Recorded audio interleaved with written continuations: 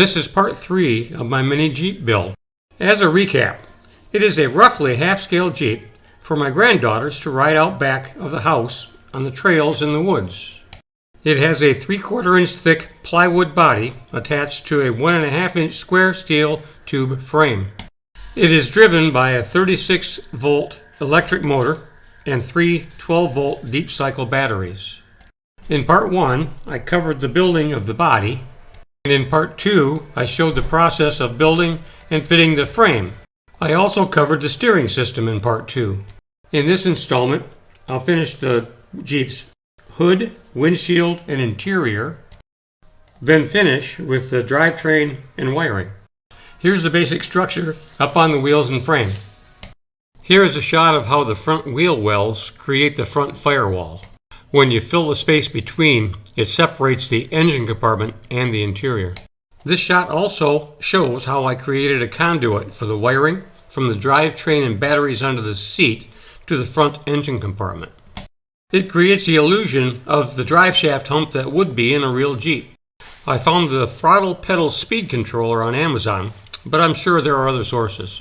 One good thing about using a DC motor for driving the Jeep is that by reversing the polarity, the motor runs in the opposite rotation. I used a double pole, double throw, 40 amp switch mounted in the hump to change from forward to reverse. Just for fun, I used a small aluminum tube and a wooden knob to make it look like a shift lever. This picture also shows the brake pedal in place.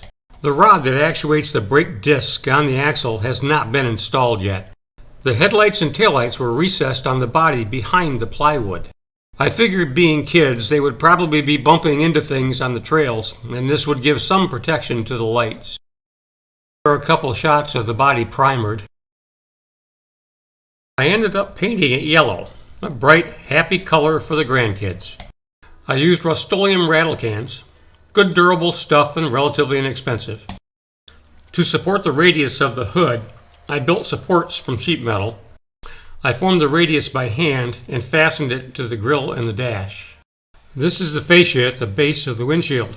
It will also give support to the hood hinges. The fascia and the hood are 1/16 inch thick sheet metal. I don't have a large enough brake or radius die that would work here. As you can see by the pictures, what I did was cut the pieces longer than necessary. Then I formed them by hand over a piece of 4-inch plastic drain pipe. After they were formed, I trimmed them to fit. The process wasn't too difficult and worked out pretty well. Here's a picture of the fitment of the hood hinges. They are placed over the cross braces that go from the top of the grille to the dash.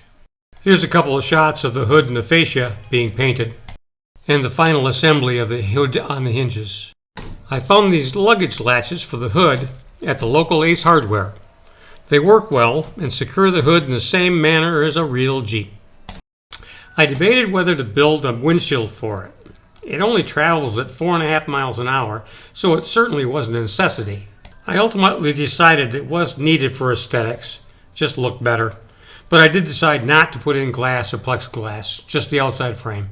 This is the right-hand side windshield frame support. Here are a few shots of how the windshield frame was assembled. I built the frame with a very light gauge sheet metal. There is not very much strength in it, and it could very easily be bent or broken, but it really is just for looks anyway. And here's a shot after painting. For the interior, I was looking for something durable and easy to clean. I found this rubber-ribbed runner at the local home improvement center. It's very easy to cut and fit, then just glue it in place. The seat is simply 2 padded sections, one on the bottom and one vertical for the back. The seat is fastened to the lid over the motor and drivetrain, and that way when you lift up the lid, the seat moves over the top with it, so it's not in the way. These are the brackets that hold the back of the seat up. If I were to do it again, I would pitch them back at a little bit of an angle. It has a tendency to hit you in the back when you hit bumps. I cut some plywood to the size of the cushions. My wife was kind enough to help me with the upholstery.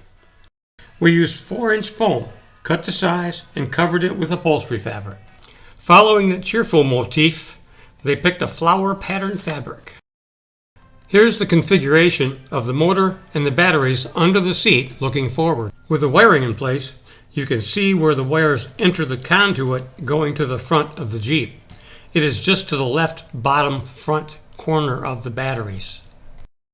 I placed the batteries in this position over the axle, trying to balance the weight as much as possible. The batteries I settled on were sourced from Amazon, but I'm sure they're available elsewhere. They are 35 amp hour batteries and sold as kayak trolling motor batteries.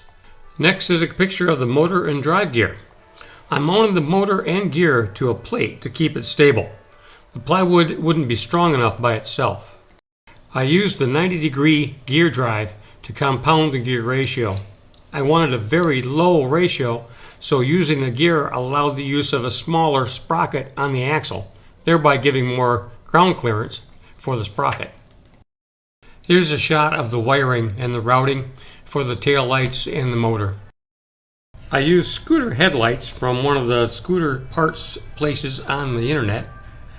I built brackets that held the light housings and screwed into the top of the inner fender. I decided to run the lights, horn, and other accessories on 12 volts, simply because they are readily available and 36 volt units are not. To do that, I had to use a 36 volt to 12 volt reducer.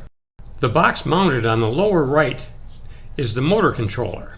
The box to the left of that is the 36 volt to 12 volt reducer. Above those, mounted on the fender top, are the 36 volt terminal strip and the 12 volt terminal strip.